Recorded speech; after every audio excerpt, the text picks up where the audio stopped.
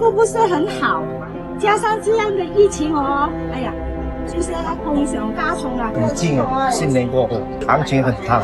快过去的啦，疫情，礼拜这个灾难这么厉害都过去了啊。非洲猪瘟之前已经有发生了嘛，习惯了啦。这个猪啊有问题的，全部这个碰了，全部来的，可以拿出来卖的，有验过的，你不用怕了。自从那个礼拜了哦，他们也是比较开放了啦，没有说很难接受了啦。还没有变化啦，还是保持先哦。我啦，只是做这个家庭主妇啊，他们认为啦自己煮健康卫生，所以呢，我的顾客啦还是保持了。